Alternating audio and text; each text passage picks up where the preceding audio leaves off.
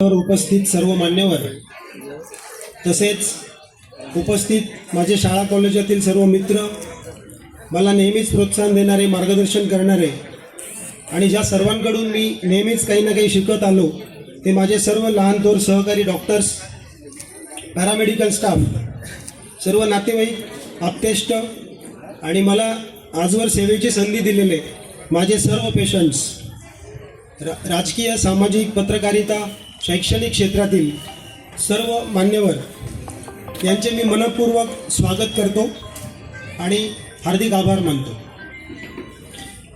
दिनांक 15 ऑगस्ट 2014 रोजी साधारण 12 वर्षांपूर्वी आपण आरोग्य हॉस्पिटल या नावानं ताजनेमळ्यामध्ये एक छोटेखानी हॉस्पिटल चालू केलं होतं.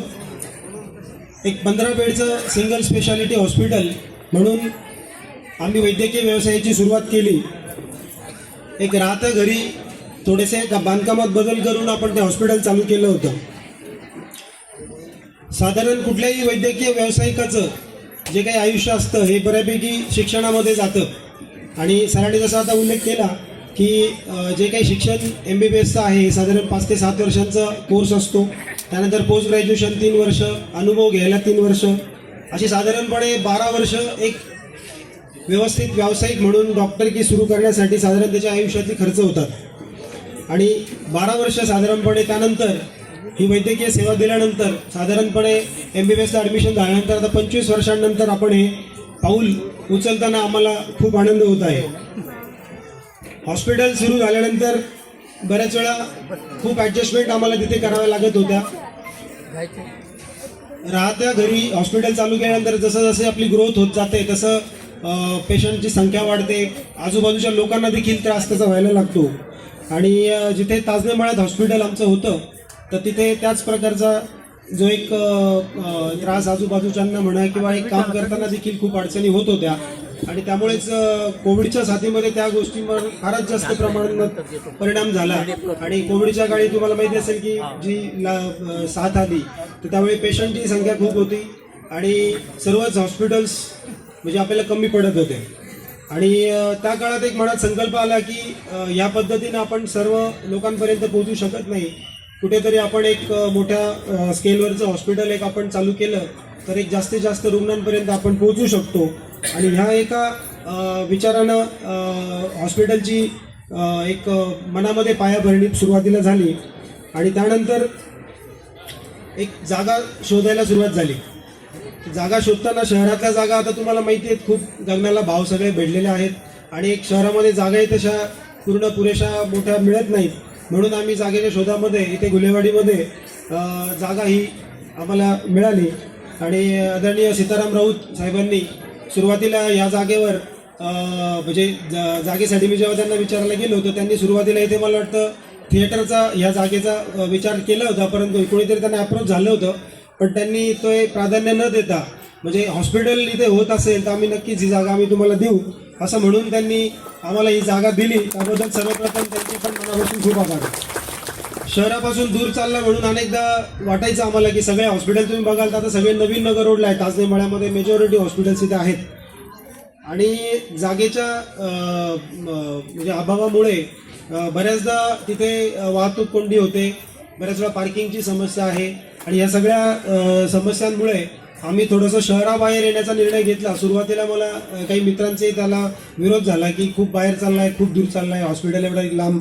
पण आता कसं आहे की आता शहराचा विकास जसा होत गेला आहे तसं आपण बघतो की मोठे मोठे रस्ते आपल्याला आता अवेलेबल झालेले आहेत, ट्रान्सपोर्ट फॅसिलिटीज सगळीकडे अवेलेबल आहेत आणि त्यामुळे या जागी आम्ही हॉस्पिटल सुरू करण्याचं नियोजन केलं होतं. अनेक शासकीय योजना ज्या आता शासन सध्या राबवत आहे त्यामध्ये महात्मा फुले आरोग्य योजना असेल, पंतप्रधान आरोग्य योजना असेल, तर ह्या सगळ्या योजना चालवायच्या जर झाल्या तर जास्तीत जास्त रुग्णांपर्यंत मला पोहोचता येईल आणि त्यांना सेवा देता येईल.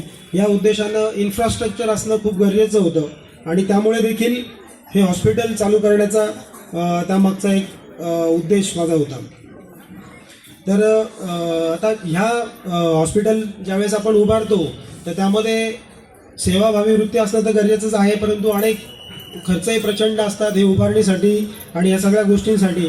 पण त्यातून एक फक्त ROI म्हणजे रिटर्न ऑफ इन्व्हेस्टमेंट न बघता एक सेवाभाव ठेवून आम्ही प्रामाणिकपणा, सचोटीपणा आणि एक निमित्त भाव ठेवून हे हॉस्पिटल चालवण्याचा आमचा सर्व टीमचा उद्देश आहे. हॉस्पिटलचं नाव मुद्दाम बदलण्याचंही कारण असं आहे की सुरुवातीला आम्ही आरोग्य हॉस्पिटल म्हणून ही सेवा चालू केली होती ताजनेमळ्यामध्ये. तर त्याचं एक नाव एक व्यापक स्वरूपामध्ये शिवम हॉस्पिटल आम्ही देण्याचं कारण असं आहे की शिवमचा अर्थ आहे कल्याणकारी आणि जो एक सर्व जगाचा विधाता आहे, परमपिता आहे, तर त्याच्या नावाचा आम्ही यासाठी इथे हे केलं आहे की एक कायम आपल्याला ही भावना मनात राहावी की आपण एक ट्रस्टी भावना म्हणूनच इथे काम केलं पाहिजे. ही एक आमची त्यामध्ये मागची तळमळ आहे की त्यामध्ये कुठलाही स्वार्थ न ठेवता हे एक लोककल्याणकारी काम असल्यामुळे तर याचा उपयोग हा समाजासाठी कसा सगळ्यात चांगल्या पद्धतीने करता येईल हा आमचा उद्देश आहे. तर हॉस्पिटलमध्ये ॲक्च्युली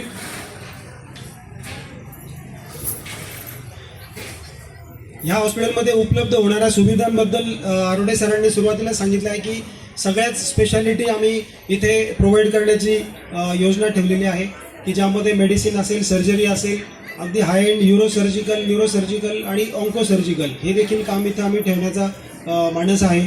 या सगळ्या सर्व्हिसेस आम्हाला इथे द्यायच्या आहे. आपण बघतो की सध्या म्हणजे डॉक्टरांची संख्या खूप वाढत चालली आहे, हॉस्पिटलची संख्या खूप वाढत चालली आहे, तशीच रुग्णांची संख्या खूप वाढत चाललेली आहे. कारण की जे आरोग्य ही जी एक संकल्पना आहे की जी 4 पिलरवर उभी आहे, ज्यामध्ये शारीरिक आरोग्य म्हणतो आपण, मानसिक आरोग्य असेल, आपलं स्पिरिच्युअल आरोग्य आणि सामाजिक आरोग्य, तर या सगळ्याचा बॅलन्स जर आपण साधत असू तर त्याला आपण आरोग्य म्हणतो. फक्त आजाराचा अभाव किंवा आजार नसणं म्हणजे आरोग्य असणं असं देखील नाही आहे. म्हणजे या सगळ्या 4ही पिलर ज्यावेळेस आपले भक्कम होतील त्यावेळेसच आपण आपल्याला आरोग्य आहे असं आपण म्हणतो. एक आनंदी राष्ट्रांची एक कल्पना आहे की त्यामध्ये हॅपीनेस इंडेक्स एक काढला जातो की ज्यामध्ये आपलं सामाजिक, आपलं पर कॅपिटा इन्कम किंवा दरडोई उत्पन्न आणि आपण काम करत असलेलं, आपण राहत असलेल्या ठिकाणी आपल्याला मिळणारं समाधान, यावर एक हॅपीनेस इंडेक्स काढला जातो. आणि हॅपीनेस इंडेक्सच्या माध्यमातून आपण एक जागतिक आनंदी राष्ट्रांची कल्पना किंवा आनंदी राष्ट्रांचा क्रमांक ठरवला जातो. तर दुर्दैवानं आपल्या भारताचा 116वा रँक आहे यामध्ये आणि नेपाळ आणि पाकिस्तानचा रँक आपल्यावरती आहे. म्हणजे ही जी आपली आरोग्याची जी हेळसांड आपण करून घेतली आहे, एकीकडे भौतिक प्रगती भरपूर होत आहेत, इमारती मोठ्या बांधल्या जात आहेत किंवा बाकी सगळ्या गोष्टी आहेत, पण यामध्ये पर्यावरणाचा देखील आपण खूप सारा ऱ्हास करतोय. तर या सगळ्या गोष्टीमुळं या सगळ्या गोष्टींचा अवेअरनेस करणं आणि प्रिव्हेंटिव्ह हेल्थवर काम करणं हे देखील आमच्या हॉस्पिटलचं उद्दिष्ट आहे की एक चांगलं आरोग्य, आपल्याला सर्वांगीण आरोग्य मिळण्यासाठी की आपण सर्वांनी या सगळ्या 4ही स्तंभांना योग्य महत्त्व देणं गरजेचं आहे. त्यामध्ये शारीरिक आरोग्य आहेच की जे आता आम्ही सगळ्याची काळजी घेतो, तर त्यामुळे मानसिक आरोग्य असेल, आपलं स्पिरिच्युअल हेल्थ असेल आणि आपलं सामाजिक आरोग्य.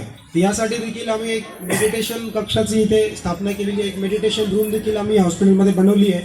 आणि त्याचा मागचा उद्देश हाच आहे की एक आपलं मन खंबीर किंवा मन जर स्थिर असेल आणि ते जर सक्षम असेल तर बरेचसे आजार ॲक्च्युली होणार नाहीत. आता बऱ्याचदा आम्ही पेशंट्स बघतो तर बरेच मनोकायिक आजारांचं प्रमाण खूप वाढलं आहे. म्हणजे शारीरिक आजार तर आपले वाढलेलेच आहेत, म्हणजे त्यामध्ये लाईफस्टाईल डिसीजेस ज्याला म्हणतो आम्ही की ज्याला काही कुठला व्हायरस किंवा बॅक्टेरिया नाही आहे, डायबिटीज व्हायला, शुगर व्हायला, ब्लड प्रेशर वाढायला, हृदयविकाराचा झटका येण्यासाठी काही कुठला व्हायरस नाही आहे, हे सगळे लाईफस्टाईल किंवा जीवनशैलीच्या बदलामुळे झालेले आजार आहेत.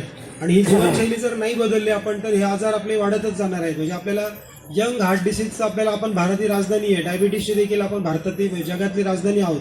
तर या सगळ्या गोष्टींमुळे आपल्याला आपलं सर्व आरोग्य जर चांगलं ठेवायचं असेल तर या सगळ्या स्तंभांना मजबूत करण्यासाठी एक म्हणजे या स्पिरिच्युअलिटीचा देखील आपल्याला यामध्ये वापर व्हावा, यासाठी आम्ही देखील ब्रह्मकुमारी परिवाराची असेल, सिद्ध समाजयोग CSSYची असेल, ज्यामध्ये मेडिटेशन पण चांगलं शिकवलं जातं, प्राणायाम असेल, या सगळ्या गोष्टींचं एक अवेअरनेस या हॉस्पिटलमधून केला जाईल अशी आमची एक मनोमन भावना आहे.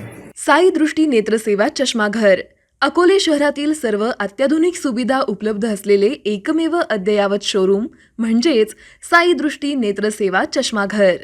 आमच्याकडे Titan, Fastrack, Puma, Oakley, Velocity, CK, Ray Ban, ID, Vogue, Police, Stepper, Scott, Carrera, Tommy Hilfiger, Killer, Crizal, Zeiss, Prime, Bronzer, Yash, Bausch and Lomb, Johnson and Johnson, Alcon आदी कंपन्यांच्या फ्रेम्स, सनग्लासेस, लेन्सेस व contact lenses योग्य दरात उपलब्ध. तसेच Titan company लेन्सेसचे एकमेव अधिकृत विक्रेते.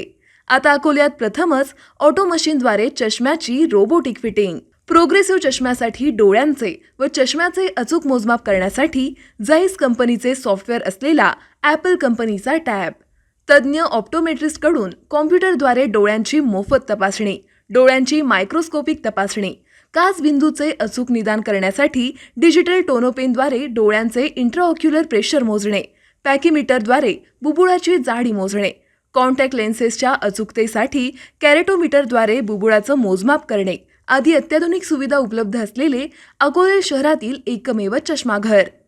आपल्या अनमोल डोळ्यांच्या समस्येसाठी बिर्ला आय हॉस्पिटल नाशिक यांच्या माध्यमातून तज्ज्ञ डॉक्टर दर गुरुवारी सकाळी 10:30 ते 3:30 पर्यंत साई दृष्टी नेत्रसेवा चष्माघर इथे उपलब्ध राहतील.